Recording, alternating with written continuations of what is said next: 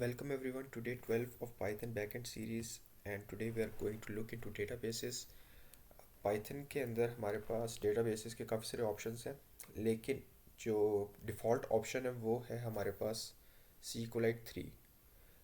SQLite जो है वो SQL based database है और SQLite जो है जिस तरह जावा के लिए मशहूर है कि वो वर्सटाइल है कि वो हर मशीन पे चलती है और अ, बहुत सारी मशीन्स का कोड जो हम आम लाइफ में यूज़ करते हैं जैसे हार्डवेयर के ऊपर जो एम्बेडेड कोड होता है काफ़ी हद तक जावा में लिखा होता है क्योंकि वो हार्डवेयर इंडिपेंडेंट होता है।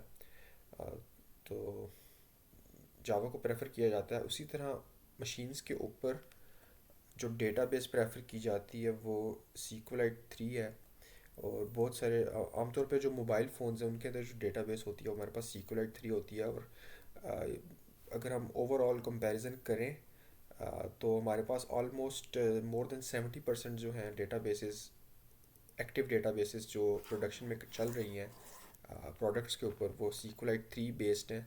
और जो पोस्टग्रेस और बाकी जो डेटाबेसेस हैं हमारे पास वो हैवी ड्यूटी टास्क के लिए रिज़र्व होती हैं। और आम तौर पे जो हमारे पास मेजर जो CRUD ऑपरेशंस हैं और एक सिंपल सी एप्लीकेशन को, अगर हम एक मॉडेस्ट एप्लीकेशन को बनाना चाह रहे हैं तो हमारे पास SQLite जो है वो इनफ है। तो SQLite को यूज़ करने के लिए मुझे पाइथन में कोई थर्ड पार्टी टूल इंस्टॉल करने की ज़रूरत नहीं है। मैं सीधा इंपोर्ट करता हूँ SQLite 3 को और मैं इसको यूज़ कर सकता हूँ। तो SQLite 3 को यूज़ करने के लिए हमारे पास सबसे पहले है कि हमने एक कनेक्शन इस्टेब्लिश करना है डेटाबेस के साथ। तो डेटाबेस के साथ कनेक्शन इस्टेब्लिश करने के लिए मैंने सिर्फ SQLite 3 को कॉल करना है और उसके अंदर मेरे पास कनेक्ट का मेथड है जिसको मैं यूज़ कर सकता हूँ। उससे पहले हम देखते हैं कि SQLite 3 में हमारे पास क्या क्या चीज़ें अवेलेबल हैं। तो मैं SQLite 3 को डर को कॉल करता हूँ और मैं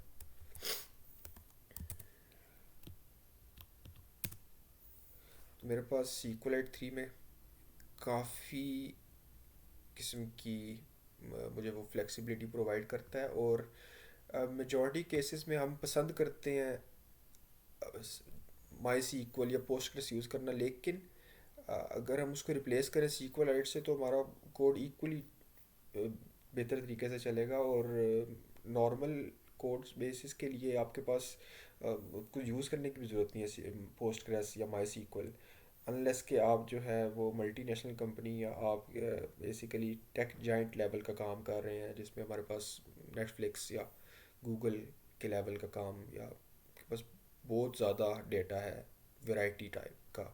तो नॉर्मल केसेस में हमारे पास SQLite सफिशेंट है। तो मेरे पास SQLite के काफ़ी सारे मेथड्स मौजूद हैं। उसमें से हम जो है कनेक्शन इस्टेब्लिश करने के लिए SQLite 3 के अंदर कनेक्ट का मेथड है, इसको मैं कॉल करूँगा और मैं यहाँ पे कनेक्ट को अपनी डेटाबेस का नाम पास करूँगा जो मैं डेटाबेस के साथ कनेक्ट करना चाहता हूँ। अभी मेरे पास यहाँ पे राइट साइड के ऊपर कोई डेटाबेस मौजूद नहीं है डीबी के नाम से। अ, तो अगर मैं यहाँ पे किसी ऐसी डेटाबेस का नाम लिखता हूँ जो यहाँ पे मौजूद ना हो मेरे पास, तो ये उसको क्रिएट कर देगा SQLite 3। तो मैं एक सिंपल सी डेटाबेस का नाम लिखता हूँ कैरेक्टर्स डॉट डी। अब इस कनेक्शन को मैंने किसी वेरिएबल में सेव करना है ताकि मैं इसे बाद में यूज़ कर सकूँ। तो मैं कन्वेंशन है कि आप कौन यूज़ करते हैं, लेकिन आप वेरिएबल का नाम कुछ भी रख सकते हैं। तो मेरे पास एक डेटाबेस के साथ कनेक्ट होने का टूल जो है वो इस्टेब्लिश हो चुका है, कनेक्शन इस्टेब्लिश हो चुका है। अब जो है इस कनेक्शन को हमने सिर्फ यूज़ करना है। और मैं अगर इस कोड को एज इट इज़ रन करूँ तो मेरे पास यहाँ पे करेक्टर्स डॉट डी बी के नाम से एक डेटाबेस बन गया जो यहाँ पे मैं यूज़ कर रहा था। अब अगर मैं फ्यूचर में इसी कोड को रन करूँगा तो मेरे पास ये जो बनी हुई डेटाबेस है इसके साथ पाइथन कनेक्ट करेगा और एक्शंस परफॉर्म करेगा। तो डेटाबेस के साथ कनेक्ट होने के लिए तो हमारे पास कनेक्शन ठीक है, लेकिन आपको डेटाबेस के साथ डेटाबेस को यूज़ करने के लिए आपको एक बेसिकली एक बफर चाहिए जिसको हम कर्सर कहते हैं डेटाबेस SQLite 3 के अंदर।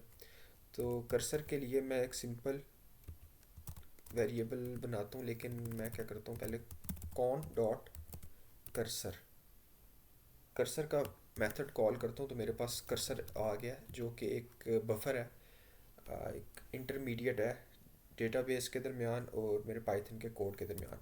इसके लिए मैं एक वेरिएबल बना लेता हूँ और मैं इसको कर्सर में सेव करता हूँ। और मैं आपको दिखाऊं तो हमारे पास कर्सर जो है वो बेसिकली ऐसे काम करता है कि ये मेरा प्रोग्राम है, और कर्सर जो है उसके लिए प्रोग्राम के दरमियान में और डेटाबेस के दरमियान में एक इंटरमीडिएट के तौर पे काम करता है, और मुझे डेटाबेस को यूज़ करने का अपॉर्चुनिटी प्रोवाइड करता है या विंडो प्रोवाइड करता है। तो ये एक बफर है, और मेरा प्रोग्राम का कोई भी कोड पहले कर्सर के बफर में जाता है और फिर कर्सर का बफर कनेक्शन को यूज़ करके डेटाबेस को अपडेट करता है या CRUD ऑपरेशन परफॉर्म करता है। डेटाबेस की खुद बात करें तो डेटाबेस जो है सिंपल एक टेबल है हमारे पास, जैसे हमारे पास एक्सेल के अंदर स्प्रेडशीट्स होती हैं, तो डेटाबेस खुद में भी एक स्प्रेडशीट है। इसके रोज़ हैं जो हॉरिजॉन्टल हैं, और कुछ इसके कॉलम्स होते हैं जो वर्टिकल होते हैं। और पाइथन में अगर हम इसको ट्रांसलेट करें तो कॉलम को हम एट्रीब्यूट कहते हैं, रो को हम ट्यूपल कहते हैं, और टेबल को हम रिलेशन कहते हैं। ये पाइथन में भी नहीं है, तकरीबन हर लैंग्वेज के अंदर यूनिवर्सल है कि जब आप डेटाबेस को किसी लैंग्वेज के साथ कनेक्ट करते हैं तो जो डेटाबेस की टर्मिनोलॉजी है उसमें कॉलम एट्रीब्यूट बन जाता है, टेबल एक रिलेशन बन जाता है, और रो जो है वो एक ट्यूपल बन जाती है आपके पास। तो इस तरह आप डेटाबेस के साथ कनेक्ट कर सकते हैं पाइथन में एक कर्सर के थ्रू। अब हम एक सिंपल सा एक्शन परफॉर्म करते हैं कि हम इस डेटाबेस के अंदर कोई डेटा ऐड करते हैं। तो हम जो नॉर्मल सीक्वल लिखते हैं हम उसी को फॉलो करेंगे। तो टेबल के अंदर कोई क्यूरी रन करने के लिए मुझे कर्सर के थ्रू एग्जीक्यूट की कॉल भेजनी पड़ेगी, और एग्जीक्यूट में मैं सीक्वल कोड लिखूँगा जो मैं एग्जीक्यूट करवाना चाहता हूँ डेटाबेस के ऊपर। तो यहाँ पे मैं डॉक स्ट्रिंग यूज़ करूँगा 6 दफ़ा ब्रैकेट्स, ताकि मैं मल्टी लाइन स्ट्रक्चर यूज़ कर सकूँ, क्योंकि ये सीक्वल फ्रेंडली है। मैं इसको एक्सप्लेन करता हूँ। पहले मैं एक छोटी सी सीक्वल की क्यूरी लिख लूँ, क्रिएट टेबल कैरेक्टर्स, और कैरेक्टर का नाम होगा, और यहाँ पे मैं उसकी कोई डेटा टाइप लिखूँगा कि नाम किस डेटा टाइप का है। इसके बाद मेरे पास कैरेक्टर की हाइट थी हमारे पास, जो हम लास्ट टाइम एग्जांपल कर रहे थे पिक्सल्स के अंदर, और इसके लिए कोई डेटा टाइप होगी। और हमारे पास कैरेक्टर का लेट्स से कलर था, इसके लिए मेरे पास कोई डेटा टाइप होगी। तो ये सारा जो कोड है इसको मल्टी लाइन पे इसलिए किया था कि पाइथन जो है वो, ये सीक्वल में हम इस तरह लिखते हैं कोड तो वो पढ़ने में आसानी होती है। तो अगर मैं इसको ये डॉक स्ट्रिंग ना यूज़ करता, मैं सिंपल स्ट्रिंग्स यूज़ करता, तो फिर मैं इसको मल्टी लाइन के ऊपर एक्सटेंड नहीं कर सकता। तो मुझे मजबूरन इस सारे को एक सिंगल लाइन में लिखना पड़ता, और वो सिंटेक्स कुछ इस तरह का बन जाता कि आपके पास एक ही लाइन के ऊपर पूरी क्यूरी लिखी होती।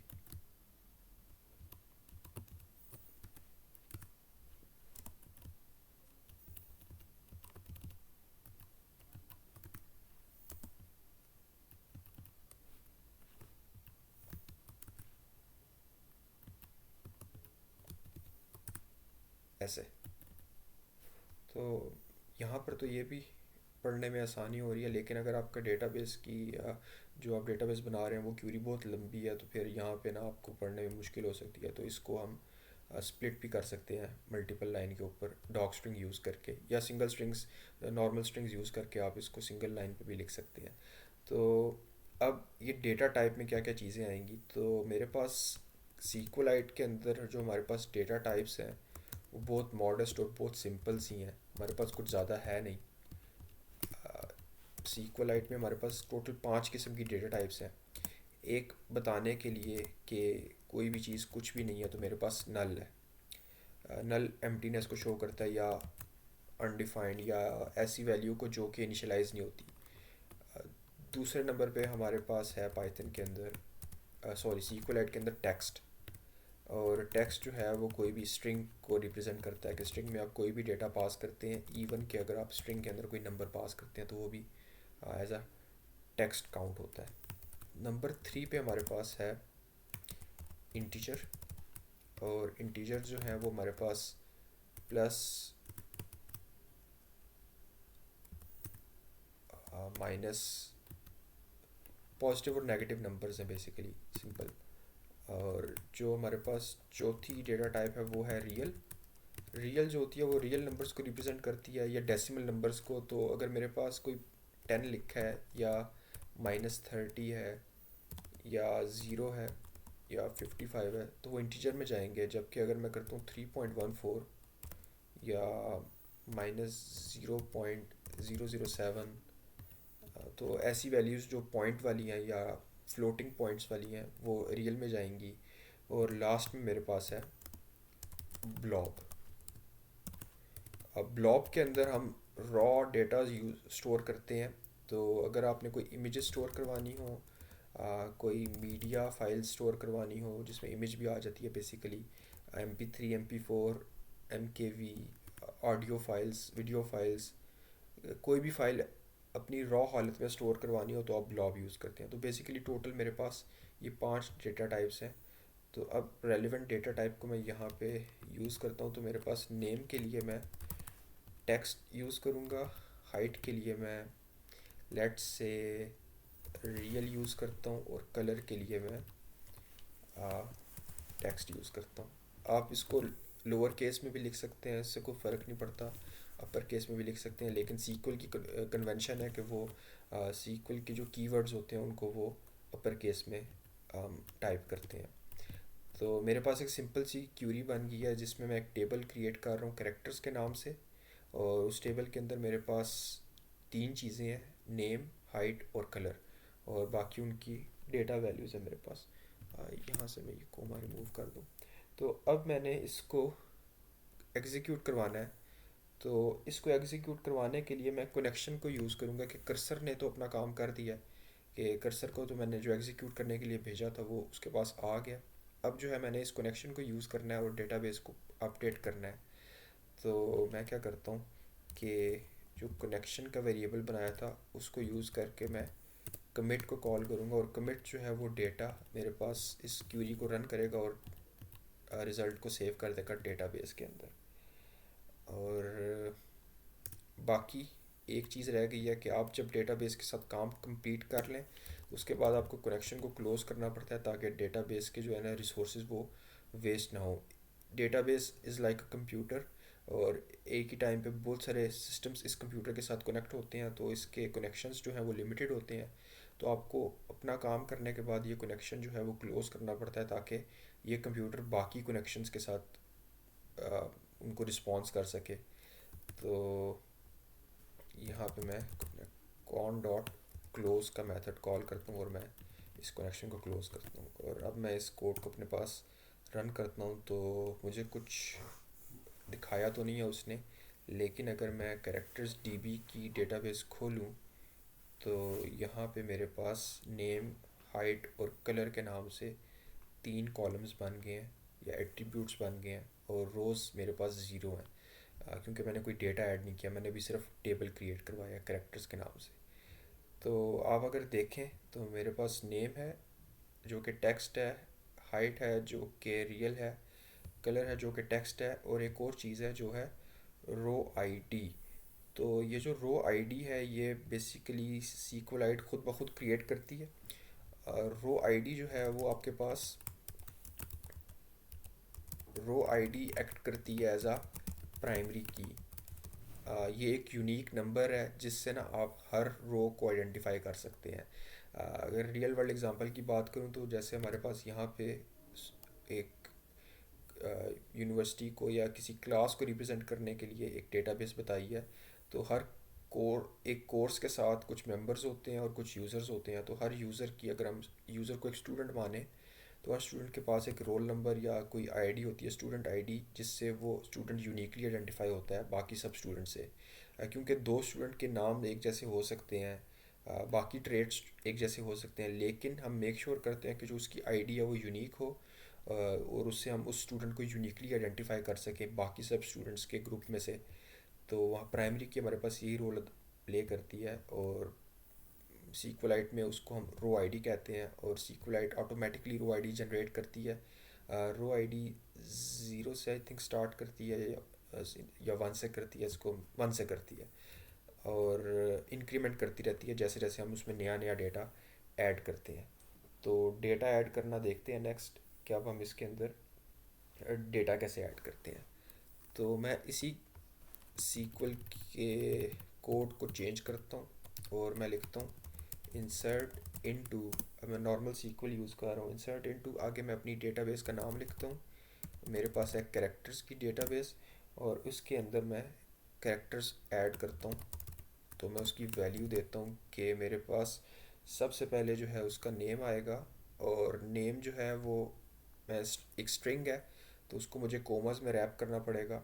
लेकिन मेरे पास कोमा की चॉइस जो है वो मैं डबल कोटेशन मार्क नहीं यूज़ कर सकता, क्योंकि मेरे पास जो बाहर की स्ट्रिंग है वो डबल कोटेशन मार्क यूज़ कर रही है। तो अंदर मुझे सिंगल कोट यूज़ करने पड़ेंगे।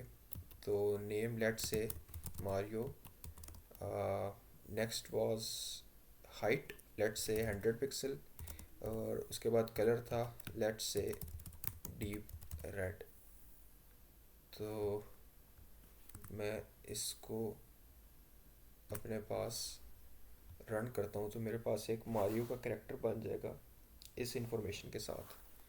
और अगर मैं चाहता हूँ कि देखना चाहता हूँ कि मेरे पास ये सक्सेसफुली एग्जीक्यूट हुआ है, तो मैं यहाँ पे एक लॉग लगा सकता हूँ प्रिंट के नाम से, कि character added successfully let's say. तो मैं इसको रन करता हूँ, तो मेरे पास है कैरेक्टर एडेड सक्सेसफुली। और अगर मैं डीबी जाके देखूँ तो मेरे पास डीबी के अंदर एक मारियो बना है, उसकी हाइट 100 है पिक्सल्स में, हम इस एज्यूम कर रहे हैं, और कलर उसका डीप रेड है, और जो उसकी रो आईडी है वो है 1। तो हम इस तरह सीक्वल के अंदर वैल्यूज़ ऐड कर सकते हैं। तो अगर आप let's say multiple values add करना चाहते हैं, यहाँ पे हमने सिंगल वैल्यू ऐड की थी, सिंगल डेटा। तो अगर मैं मल्टीपल डेटा ऐड करना चाहता हूँ, तो मैं ये नहीं कर सकता कि मैं मल्टीपल दफ़ा ना इस कोड को लिखूँ। मैं क्या कर सकता हूँ कि हम एक डेटा स्ट्रक्चर यूज़ कर सकते हैं लिस्ट का, और लेट्स से मैं यहाँ पे मल्टीपल कैरेक्टर्स की लिस्ट बनाता हूँ, और उस लिस्ट के अंदर मैं multiple characters as a tuple use करता हूँ। तो लेट्स से मेरे पास पहले कैरेक्टर का जो नाम है वो है कुम्बा, और इसकी जो हाइट है लेट्स से 25 पिक्सल है, और इसका जो कलर है लेट्स से वो ब्राउन है। इसको मैं डुप्लिकेट करता हूँ, और मैं लुईजी के लिए डेटा बनाता हूँ, और फिर मैं इसको डुप्लिकेट करता हूँ, और मैं या लेट्स से गोल्डन और 200 के साथ मैं बाउज़र लिखता हूँ। अब मैंने ये जो मल्टीपल कैरेक्टर्स हैं इनको ऐड करना है अपने पास डेटाबेस के अंदर। तो उसके लिए मेरे पास डेडिकेटेड डिफरेंट किस्म का सिंटेक्स है। मैं क्या करता हूँ कि इसको सिंगल लाइन पे पहले लेके आता हूँ, और मैं लिखता हूँ एग्जीक्यूट, या मैं यहाँ पे एग्जीक्यूट मैनी के बाद ना, अब ये जो सिंटेक्स है ना, मैं ऐसे यूज़ नहीं कर सकता। और मैं यहाँ पे प्लेस होल्डर्स यूज़ कर सकता हूँ, कि लेट से मैं कहता हूँ कि मैंने यहाँ पे 3 कैरेक्टर्स पुट करने हैं, तो मैं 3 क्वेश्चन मार्क्स यूज़ करता हूँ उन 3 कैरेक्टर्स के लिए। अब वो क्वेश्चन मार्क्स में मुझे डेटा ऐड करना पड़ेगा, तो मैं स्ट्रिंग के बाद लिखता हूँ डॉट, और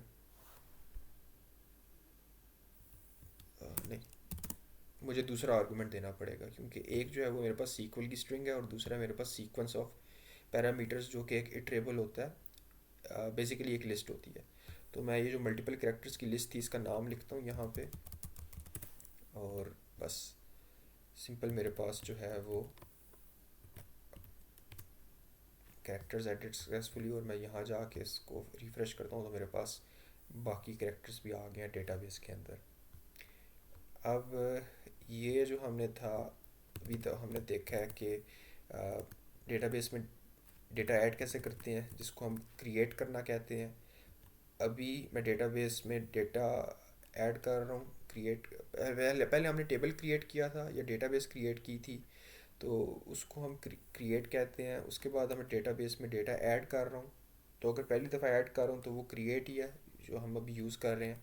और अगर मैं इस डेटा को अपडेट करूँ तो उसको हम अपडेट कहेंगे, और इसी तरह मेरे पास फिर डिलीट रह जाता है। और लेकिन उससे पहले हम रीड करना देखते हैं कि अब ये सारे का सारा डेटा तो मैंने ले लिया, डेटाबेस में ऐड कर दिया, अब मैंने इसको रीड कैसे करना है। तो रीड करने के लिए सिंपल मैं एग्जीक्यूट की कमांड यूज़ करूँगा, और मैं यहाँ पे लिखूँगा सेलेक्ट स्टार फ्रॉम, अपनी डेटाबेस का नाम लिखूँगा कैरेक्टर्स,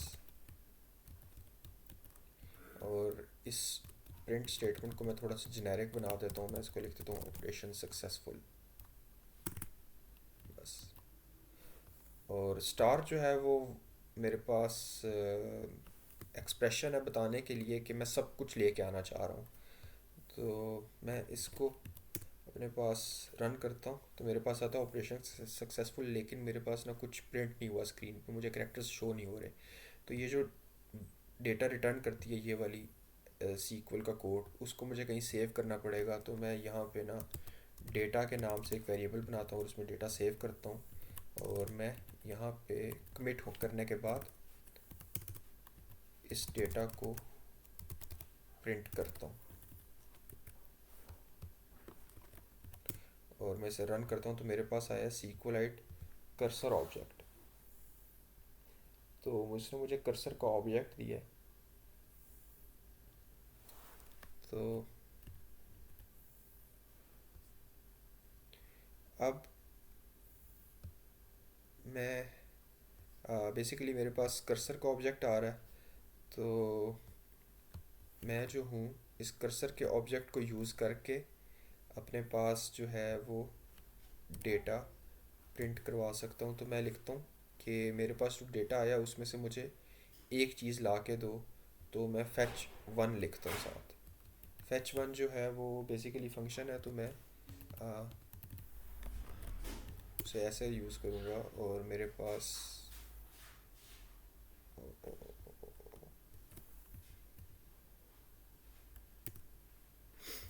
ये पहला डेटा आ गया जो कि मारियो का है। मैं यहाँ से क्लियर करके इसको दोबारा रन करता हूँ तो मेरे पास पहला डेटा आया। फैच वन ने मुझे पहला डेटा ला के दिया है, और मेरे पास अगर मैं इससे ज़्यादा डेटा लेके आना चाहता हूँ तो मैं लिख सकता हूँ कि फैच मैनी।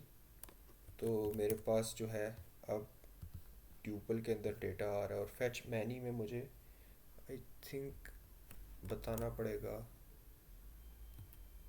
एक मिनट, हाँ मुझे साइज़ बताना पड़ेगा कि मैं कितना डेटा लेके आना चाहता हूँ। अगर मैं यहाँ पे 10 लिखता हूँ तो मेरे पास पहली 10 रोज़ का डेटा आएगा, तो मेरे पास टोटल वहाँ पे हैं ही 4 रोज़ हैं। तो मुझे चारों की चारों रोज़ का डेटा एक लिस्ट की फॉर्म में मिल रहा है, और उस लिस्ट में जो है इंडिविजुअल रो जो है वो एज आ ट्यूपल आ रही है मेरे पास। तो हम रो को ट्यूपल कहते हैं, और ये मेरे पास कंप्लीट लिस्ट आ रही है सारे डेटा की। और अगर मैं मैनी जो है फैच मैनी, फैच वन जो है वो पहला डेटा लेके आता है, लेकिन आई थिंक फैच वन को हम चेंज कर सकते हैं।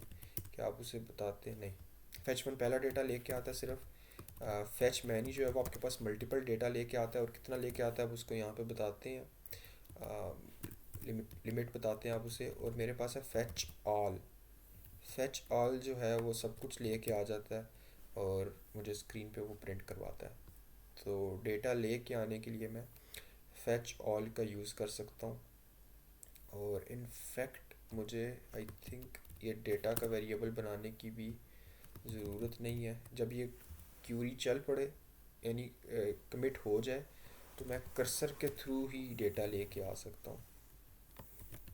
तो मैं इसको भी रन करता हूँ तो मेरे पास सेम इंफॉर्मेशन आती है। तो बेसिकली कर्सर जो है वो एक बफर है। बफर का मतलब है कि एक टेम्पोरेरी जगह जहाँ पे डेटा पड़ा होता है। तो जब क्यूरी रन होती है तो कर्सर के अंदर वो डेटा आता है, तो मैं कर्सर से ही डायरेक्ट जो है वो डेटा मैं यहाँ पे प्रिंट करवा सकता हूँ। मुझे एक वेरिएबल बना के अपने कोड में यूज़ करने के लिए उसकी ज़रूरत नहीं है। मैं कोड से डायरेक्ट कर्सर को कॉल कर सकता हूँ और डेटा को मैं डिस्प्ले करवा सकता हूँ। लेकिन अगर आप इसे मैनिपुलेट नहीं करना चाहते, यानी रिस्की है कि अगर आप कर्सर के साथ चेंजेस करते हैं तो फिर बफर करप्ट हो सकता है, तो आप यहाँ पे डेटा का वेरिएबल बना के उसको भी यूज़ कर सकते हैं, बजाय इसके कि आप डायरेक्ट कर्सर के ऊपर अपना कोड रन करें। तो मैं डेटा के वेरिएबल को भी यूज़ कर सकता हूँ। तो ये हमने रीड देख लिया, हमने क्रिएट देख लिया। अब देखते हैं कि हम डेटा अपडेट कैसे करते हैं सिंपली। तो मैं डेटा अपडेट करने के लिए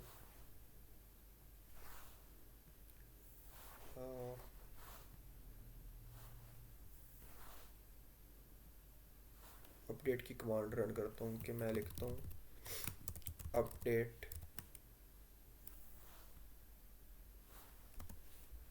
आगे मैं अपनी डेटाबेस का नाम लिखता हूँ, लेट्स से कैरेक्टर्स, और इसमें मैं ये जो कुंबा है इसको चेंज करते हैं।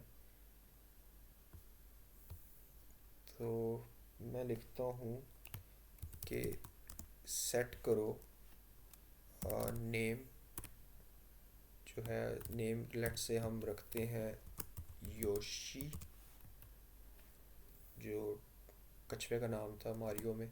और मैं इसे कहता हूँ कि मुझे जो है वो बेसिकली ये कुंबा का नाम चेंज करना है मैंने। तो मैं लिखता हूँ वेयर नेम इक्वल कुंबा, और ये डेटा मुझे सेव करने की ज़रूरत नहीं है। सिंपल मैं इसको प्रिंट करवाता हूँ तो मेरे पास ऑपरेशन सक्सेसफुल आया, और मैं यहाँ जाके रिफ़्रेश करता हूँ तो मेरे पास ये नेम योशी में चेंज हो गया है। तो मैं इस तरह जो है वो अपडेट परफॉर्म कर सकता हूँ। और हम इसमें फैंसी काम भी कर सकते हैं कि हम आ, लेकिन वो सीक्वल में आ जाता है कि आप इसको कैसे लिखेंगे, क्यूरी कैसे लिखेंगे। जैसे वेयर के अंदर मैं यहाँ पे बता सकता हूँ कि मैं लेट से कि मैं यूनिक आईडी यूज़ करना चाहता हूँ, तो मैं कहता हूँ कि रो आईडी इक्वल, लेट से मैं ब्राउज़र को चेंज करके, तो ब्राउज़र की रो आईडी 4 है और उसका नाम भी मैं लेट से योशी रखता हूँ। तो मैं इसको रन करता हूँ तो मेरे पास यहाँ पे भी योशी आ गया, तो मेरे पास डुप्लीकेट डेटा आ गया है। तो हम ऐसे कर सकते हैं। लास्ट में हमारे पास रह गया है कि हमने डेटा को डिलीट करना है। तो डेटा को डिलीट करने के लिए मैं सिंपल टेबल को ड्रॉप कर सकता हूँ। तो मैं यहाँ भी लिखता हूँ ड्रॉप टेबल, आगे टेबल का नाम। तो ये क्यूरी रन करने से मेरे पास जो टेबल है वो ड्रॉप हो जाएगा, ख़त्म हो जाएगा, और मेरा डेटा जो है वो सारे का सारा डिलीट हो जाएगा। तो सिंपल ऑपरेशन है मेरे पास डेटाबेस के साथ। अब इसमें एक चीज़ जो है वो ख़ास ये है कि सीक्वलाइट को हम जो है एज आ कैश यूज़ कर सकते हैं। तो अभी जो है वो मेरे पास डेट ये जो है ना, जब मैंने कनेक्ट किया और आगे मैंने डेटाबेस का नाम लिखा, तो ये मैं बेसिकली एक परसिस्टेंट स्टोरेज बना रहा हूँ। ऐसा स्टोरेज जो कोड रन करने के बाद सेव करता है डेटा को और वो वहाँ पे रहता है। तो मेरे पास ये डेटा जो है ये एक्चुअल में मौजूद है। कोड जब रन होके क्लोज़ हो जाता है और मेरा कोड कंप्लीट हो जाता है तो मेरे पास फिर भी डेटा ये बाकी रहता है। लेकिन अगर मैं इसको परसिस्टेंट के बजाय टेम्पोरेरी स्टोरेज के तौर पे यूज़ करूँ, और ये डेटा सिर्फ तब तक रहे जब तक मेरे पास कोड चल रहा है। जैसे ही कोड चल जाए तो मेरे पास डेटा जो है वो बदल जाए या डेटा जो है वो ख़त्म हो जाए, तो उसके लिए ना हम क्या करते हैं कि हम SQLite को एज अ कैश यूज़ करते हैं या एज अ मेमोरी यूज़ करते हैं। तो उसका सिंटेक्स सिंपल ये है कि आपने कनेक्ट के अंदर कॉलन मेमोरी कॉलन यूज़ करना है। तो अब आपके पास SQLite एज अ डेटाबेस नहीं यूज़ हो रही, बल्कि SQLite as a cache use हो रही है। तो हमारे पास जो इंडस्ट्री स्टैंडर्ड है रेडिस, वो यही काम परफॉर्म करता है। तो ये आपको इन मेमोरी कैशिंग देता है या की वैल्यू पेयर्स देता है, जिसके ज़रिए ना आप डेटाबेस बना सकते हैं। लेकिन ये डेटाबेस में डेटा सिर्फ तब तक रहता है जब तक आपका कोड चल रहा होता है या आपका प्रोग्राम चल रहा होता है। जैसे ही आपका कोड एग्जिट करता है या आपका प्रोग्राम क्लोज होता है, तो आपके पास इस डेटा के अंदर ना जो भी डेटा होता है वो डिलीट हो जाता है। बिल्कुल रैम की तरह काम करता है, टेम्पोरेरी स्टोरेज की तरह। तो हम SQLite को भी एज आ हम टेम्पोरेरी स्टोरेज यूज़ कर सकते हैं या एज अ रैम यूज़ कर सकते हैं।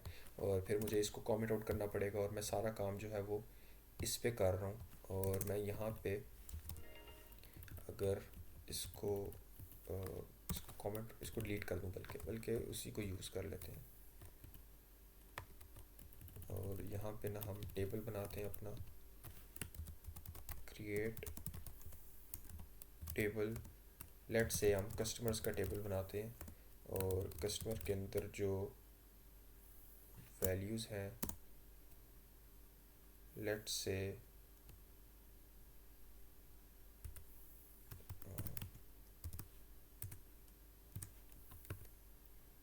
सॉरी सिंगल रो के अंदर। तो लेट से कस्टमर का नाम है जो कि टेक्स्ट है, और लेट से कस्टमर का एज है जो कि एक इंटीजर है। लेट से सिर्फ इतनी सी चीज़ है मेरे पास। अब मैं इसके अंदर डेटा ऐड करवाना चाहता हूँ, तो मैं यहाँ पे लिखता हूँ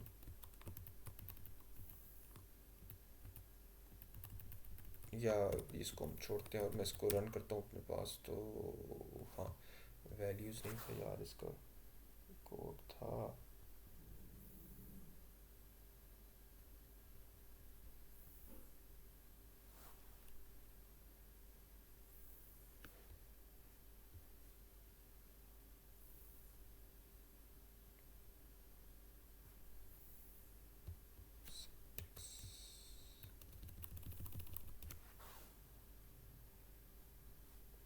वैल्यूज़ नहीं यूज़ करना था, ऐसे ही रन करना था। तो ऑपरेशन सक्सेसफुल। तो लेकिन मेरे पास यहाँ पे कस्टमर्स का टेबल कहीं बना नहीं है, और अगर मैंने इसमें डेटा ऐड करना है तो मैं क्या करता हूँ,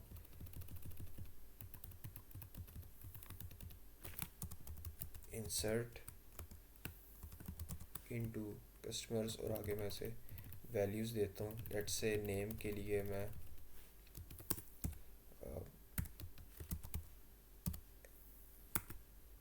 अल्फ़ा, और एज लेट्स से 1 है।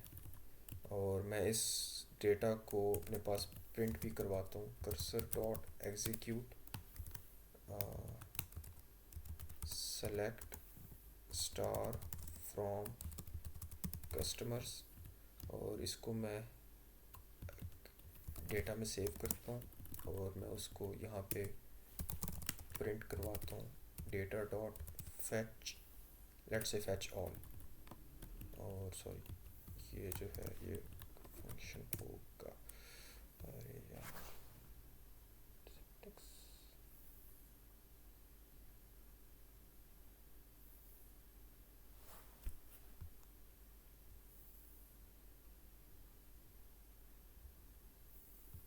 हाँ, ये मसला है।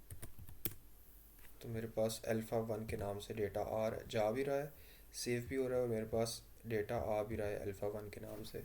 तो अगर मल्टीपल मेरे पास डेटा होते हैं, अल्फ़ा बीटा चार्ली डेल्टा एको, तो मेरे पास वो सारा डेटा आता। लेकिन ये डेटा जो है ना कहीं पे भी स्टोर नहीं हो रहा। और जैसे ही मैं ये जो है इसको कमेंट आउट करता हूँ, वो पीछे से ये चल रहा था। अच्छा चलो, इसको दोबारा करके देख लेते हैं। और मैं यहाँ से मेमोरी को चेंज करके कस्टमर्स डॉट डी बी करता हूँ तो अब ये परसिस्टेंट स्टोरेज बन जाएगा, अब ये टेम्पोरेरी नहीं है। तो मेरे पास यहाँ पे कस्टमर्स के नाम से डेटाबेस बन गई है और उसमें मेरे पास डेटा सेव हो गया परमानेंटली। तो सीक्वलाइट में बस इतना ही है, कुछ ज़्यादा है नहीं। लास्ट में हमारे पास हम कॉन्टेक्स्ट मैनेजर यूज़ कर सकते हैं सीक्वलाइट के साथ। तो ऐसे करके आप विद का सिंटेक्स यूज़ कर सकते हैं और ये आपको बेसिकली कनेक्शन प्रोवाइड कर रहा है जिसको हम कौन कह रहे थे अपने पास, और आप इसको यूज़ करते हैं। लेकिन हमने लास्ट टाइम देखा था जब हमने फाइल हैंडलिंग की थी कि जो विद का सिंटेक्स है इसको हम कॉन्टेक्स्ट मैनेजर कहते हैं, और विद के साथ ना हमें क्लोज़ करने की ज़रूरत नहीं पड़ती कनेक्शन, वो ऑटोमेटिकली क्लोज़ कर देता है। लेकिन यहाँ पे जो है ना वो काम थोड़ा सा डिफरेंट है कि वो डॉक्यूमेंटेशन कहती है कि connection objects can be used as context managers, कि आप कनेक्शन को कॉन्टेक्स्ट मैनेजर यानी कि विद के सिंटेक्स में यूज़ तो कर सकते हैं। लेकिन इसका जो ओवरऑल फ़ायदा है वो ये है कि अगर ये वाला सीक्वल कोड रन करते हुए अगर डेटाबेस में कोई एरर आ गया या आपका कोड सक्सेसफुली रन नहीं हुआ, तो आपका जो है ना ये विद ऑटोमेटिकली रोल बैक कर देगा उस चेंज को। यानी कि अगर मैं इस पर बहुत सारा डेटा डाल रहा था और वो डेटा डालते हुए दरमियान में कोई कनेक्शन ड्रॉप हो गया मेरे पास और डेटा करप्ट होने के चांसेस बनते हैं, तो ये विद का सिंटेक्स जो है ना उसको रोल बैक कर देगा।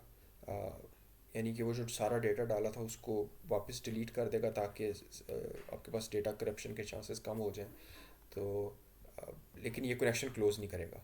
तो आप इसको यूज़ तो कर सकते हैं लेकिन आपको एंड पे जाके फिर दोबारा कनेक्शन खुद क्लोज़ करवाना पड़ेगा। ये सिंपल आपको बैकअप प्रोवाइड करता है कि आपकी जो ट्रांजैक्शंस है ना डेटाबेस के साथ जो आपने कोड रन किया उसको रोल बैक करवाता है अगर वो अनसक्सेसफुल हो। लेकिन अगर वो सक्सेसफुल हो तो ये उसको कमिट कर देता है। तो सिंपल ये कमिट फॉर्म करता है, आपको यहाँ पे कमिट नहीं लिखना पड़ेगा इस सिंटेक्स में, आपको सिंपल विद के साथ आप इसको यूज़ कर सकते हैं। बल्कि मैं इसको अगर यहाँ पे यूज़ करूँ तो मुझे ये जो काम है ये नहीं करना पड़ेगा, और ये काम तो मैं नीचे यहाँ पे ही कर रहा था। और कर्सर का ज़रूरत नहीं है तो मैं डायरेक्ट कनेक्शन के ऊपर ये कॉल परफॉर्म करूँगा और मैं इसको रिज़ल्ट के वेरिएबल में सेव कर देता हूँ। मैं इसको रिमूव करता हूँ यहाँ से, तो इस सारे कोड को मैं इंडेंट कर सकता हूँ। और अब कर्सर मेरे पास नहीं है तो मैं इसको कनेक्शन ही लिखूँगा सारों को।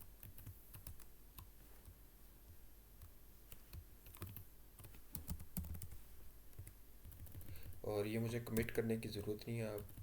और बस सिंपल ये सारे का सारा कोड जो है सीक्वल का मैं विद के ब्लॉक में लिख सकता हूँ और मैं बाकी सीक्वल की सारी लाइंस को इंडेंट करूँगा। और इस विद के ब्लॉक में मेरे पास सीक्वल का कोड चल रहा है और इसमें से अगर किसी भी कोड के अंदर कोई एरर आता है तो ये विद ऑटोमेटिकली उसको बेसिकली रिवर्ट कर देगा या अनडू कर देगा, और मेरे पास डेटा जो है वो करप्शन के चांसेस बच जाएंगे। लेकिन एंड पे जाके मुझे ये कनेक्शन जो है ना खुद क्लोज करवाना पड़ेगा। तो मेरे पास उसी तरह ही चीज़ें परफॉर्म हो रही जैसे पहले परफॉर्म हो रही थी। तो या डेटा बेसिस के अंदर हमारे पास सिंपल इतना ही है। और आप डेटा बेसिस को ऐसे यूज़ करते हैं।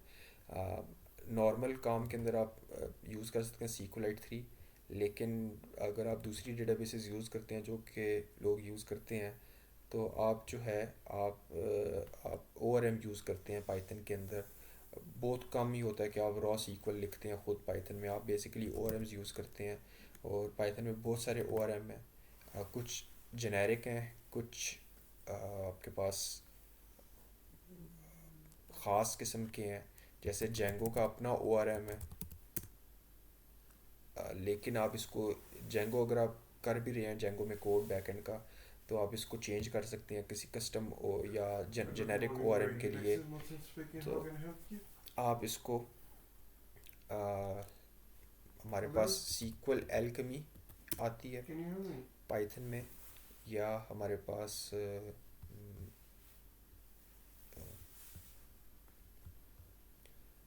सीक्वल एल्केमी थी पाइथन में, और सीक्वल मॉडल है हमारे पास, तो आप इनको भी यूज़ कर सकते हैं। और भी बहुत सारे हैं, हम देखेंगे नेक्स्ट, हम जब हम डिटेल से जब उधर जाएंगे, लेकिन फ़िलहाल हमारे पास इतना ही है। लास्ट में हमारे पास ये है कि हम पाइथन के अंदर ऑन एपीआई रिक्वेस्ट कैसे भेजते हैं। तो उसके लिए मैं सारे कोड को करता हूँ कमेंट, और मैं आता हूँ नीचे, और इस रिक्वेस्ट भेजने के लिए सिंपल मैंने इंपोर्ट करनी है रिक्वेस्ट के नाम से लाइब्रेरी। लेकिन ये जो है ये पाइथन में ख़ुद नहीं आती, ये थर्ड पार्टी लाइब्रेरी है, तो मुझे इसको इंस्टॉल करवाना पड़ेगा। तो मैं यू वी एड रिक्वेस्ट लिखता हूँ, और मेरे पास रिक्वेस्ट की लाइब्रेरी जो है वो इंस्टॉल हो गई है, और मैं इसको यूज़ करवाता हूँ। इसको यूज़ करवाने के लिए सिंपली मुझे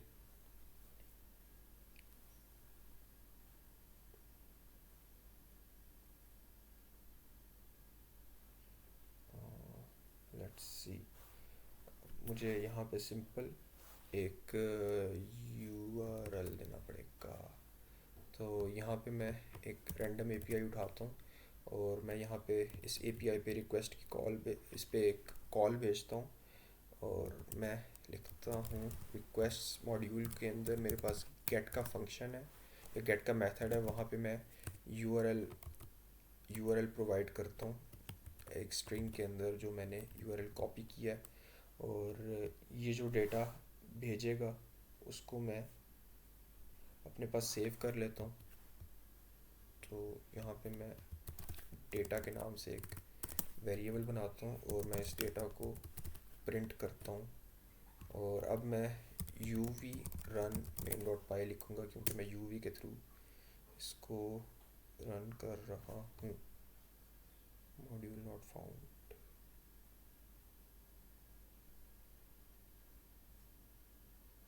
स्पेलिंग गलत है।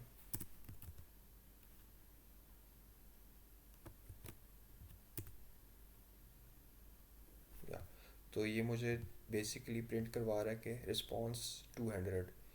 तो हमारे पास एपीआईज़ के रिस्पॉन्सेज होते हैं कुछ ना, चंद एक हमारे पास 100, 200, 300, 400 और 500 की कैटेगरी में रिस्पॉन्सेज होते हैं। लेकिन बेसिकली अगर मैं इसमें से डेटा देखना चाहूँ तो मैं डॉट के साथ यूज़ कर सकता हूँ। मैं स्टेटस कोड अगर देखना चाहूँ तो मैं स्टेटस कोड का सिंटेक्स यूज़ कर सकता हूँ, कि मैं स्टेटस कोड लिख सकता हूँ, और फिर मुझे सिंपल स्टेटस कोड आएगा प्रिंट होके यहाँ पे। और अगर मैं यहाँ पे डेटा देखना चाहता हूँ कि मुझे डेटा कौन सा मिल रहा है, तो मैं इसको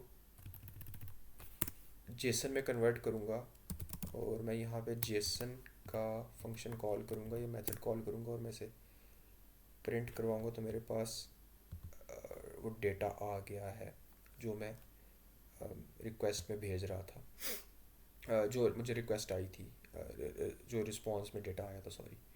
तो इसको अगर हम रिस्पॉन्स कहें तो वो ज़्यादा बेहतर है। तो जो रिस्पॉन्स आया मैंने उसे जेसन में कन्वर्ट किया है, क्योंकि अब कन्वर्ट क्यों किया मैं आपको बताता हूँ। लेकिन आपके पास जो डेटा है वो आपके पास रॉ फॉर्म में आता है, और आपको उसको वापस कन्वर्ट करना पड़ता है। मैं अभी आपको बताता हूँ कि इसका क्या मतलब है। लेकिन इससे पहले हम स्टेटस कोड को देख लेते हैं कि हमारे पास 100 की फॉर्मेट के स्टेटस कोड होते हैं। तो अगर मैं 100 की बात करूँ, और मेरे पास 200, 300, 400 और 500 के स्टेटस कोड होते हैं। तो इन मुख्तलिफ स्टेटस कोड्स का मतलब क्या है। तो 100 की बात करते हैं तो वो कहता है कि 100 आपको बेसिकली कहता है कि रुकें, वेट करें, या होल्ड ऑन। और 200 जो कहता है वो कहता है कि सक्सेस, कि आपको चीज़ मिल गई है, या आपको कहता है कि ये लें, हियर यू गो। 300 की बात करें तो 300 कहता है कि अनऑथोराइज्ड या नॉट अलाउड। तो बेसिकली वो कहता है आसान लफ्ज़ों में कि चले जाओ यहाँ से, गो अवे। 400 की बात करें तो ये जो है 400 के अंदर ना आपके पास क्लाइंट साइड के ऊपर एरर आते हैं। यानी आप जो रिक्वेस्ट भेज रहे हैं वो गलत किस्म की भेज रहे हैं, या आप एरर कर रहे हैं, आप गलती कर रहे हैं। यू आर, या कह सकता हूँ यू,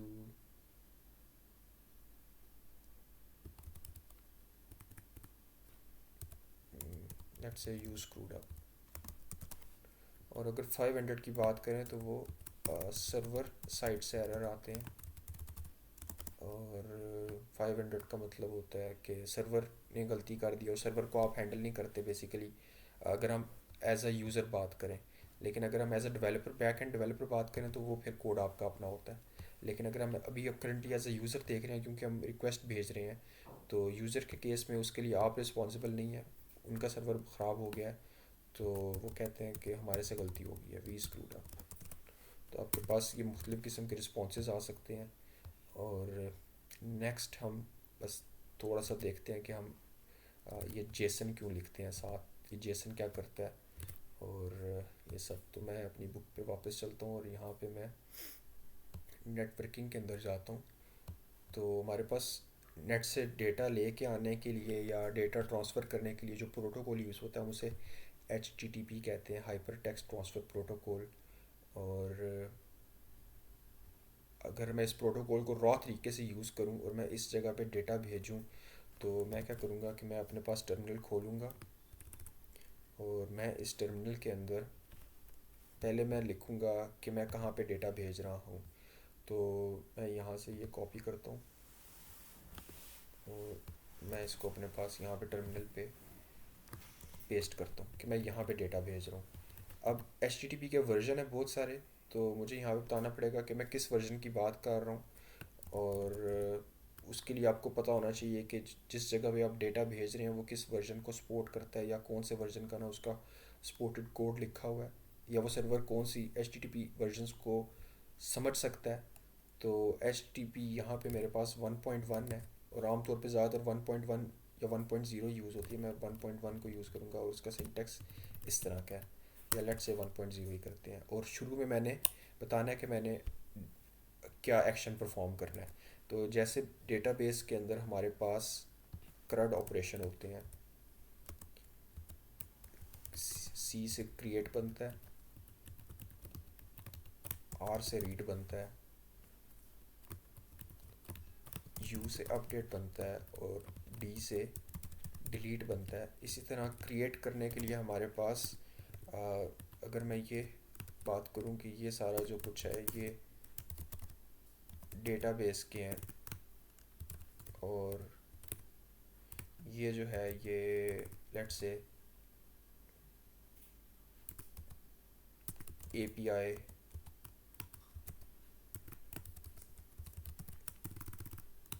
रिक्वेस्ट के लिए है। और दरमियान में मैं लाइन ड्रॉ करता हूँ।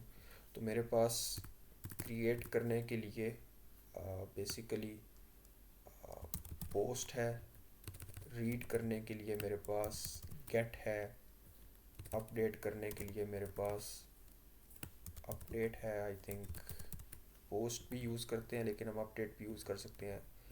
और डिलीट करने के लिए क्या था, पोस्ट गेट डेट। यहाँ पे पैच भी हम यूज़ कर सकते हैं, post gate patch. Think last जो है वो मेरे पास डिलीट ही है। तो मैं अभी रीड करना चाहता हूँ, डेटा लेके आना चाहता हूँ, तो मैं गेट की रिक्वेस्ट यहाँ पे लिखूँगा अपने पास टर्मिनल में गेट। और मैं ये बेसिकली फिर दो एम्प्टी उसने मुझे डेटा ला के दे दिया। तो जो डेटा ला के दिया है वो उसने मुझे एक तो वहाँ से सर्वर से टेक्स्ट ला के दिया है, उसके बाद उसने मुझे HTML का कोड ला के दिया है। तो यही सारा काम अगर मैं एक पाइथन के कोड से करना चाहता हूँ, तो मैं सॉकेट्स का यूज़ करूँगा। सॉकेट बेसिकली आपके पास एक कनेक्शन बनाता है, जो कि आपका सर्वर पे रिक्वेस्ट भेजता है आपके। ऐसे समझ लें कि जैसे आप कहीं कॉल करते हैं ना, तो मोबाइल आपके पास एक सॉकेट होता है जो आपकी आवाज़ दूसरी साइड पे भेजता है, और दूसरी साइड से जो आवाज़ आती है वो आपको सुनाता है। तो आपके पास यहाँ पे सॉकेट ऐसे काम कर रही है। सॉकेट पाइथन में बिल्ट इन है ये सारा कुछ। और यहाँ पे जो काम की चीज़ है वो ये है कि मेरे पास यहाँ पे इन कोड लिखा हुआ है। तो जब हम वेब के ऊपर डेटा भेजते हैं या वेब से जो डेटा आता है, तो वेब के ऊपर जो ना जब हम डेटा भेजते हैं तो वो तारों पे जब चलता है कनेक्शन लाइंस के ऊपर, तो वो ज़ीरो और वन की फॉर्म में चलता है, बाइनरी की फॉर्म में। और बाइनरी की जो फॉर्म है वो बिट्स कहलाती है। तो जब हम नेट के ऊपर जब डेटा भेज देते हैं एक दफ़ा तार के ऊपर, तो वो बिट्स की फॉर्म में चलता है। क्योंकि आपका जो पूरे का पूरा आपका जो टीसीपी आईपी स्वीट है या जो आपका ओएसआई मॉडल है, उसमें जो आपकी लास्ट लेयर है वो बाइनरी डेटा के साथ डील करती है। और आपका जो डेटा होगा at the end binary form में होगा। तो बाइनरी डेटा जब मेरे पास आता है तो वो ज़ीरो और वन की फॉर्म में होता है। तो मुझे ना उसको रीडेबल करने के लिए कन्वर्ट करना पड़ता है अपने रेलिवेंट डेटा के अंदर, या जो मैं डेटा यहाँ पे समझता हूँ अपने पास। तो उसके लिए मैं यहाँ पे जेसन यूज़ कर रहा था कि वो जो बाइनरी डेटा आया है इस रिस्पॉन्स के नतीजे, इस रिक्वेस्ट के नतीजे में जो रिस्पॉन्स में सेव हुआ हुआ बाइनरी डेटा, उसको मैं कन्वर्ट करूँ अपने पास जेसन के अंदर।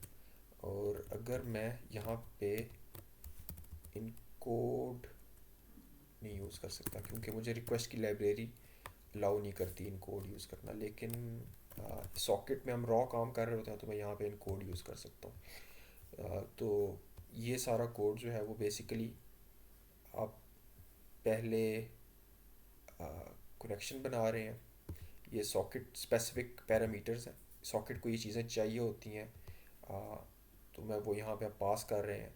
और उसके बाद आप यूआरएल बता रहे हैं, और आप बता रहे हैं कि आप कौन सी पोर्ट के ऊपर कॉल भेजना चाहते हैं या किस नंबर पे आप कॉल भेजना चाहते हैं। और उसके बाद जो आपको डेटा आता है आप उसको इनकोड करते हैं और अपने पास उसको इसको भेजते हैं। और फिर डेटा जो है वो रिसीव होता है। इसको हम नेक्स्ट क्लास में देखेंगे। तो आज के लिए इतना ही, और नेक्स्ट ना हम यहाँ से सॉकेट से शुरू करेंगे और फिर हम आगे अपने बैकएंड की तरफ मूव करेंगे आहिस्ता आहिस्ता नेटवर्किंग में। तो that's it everyone, thank you.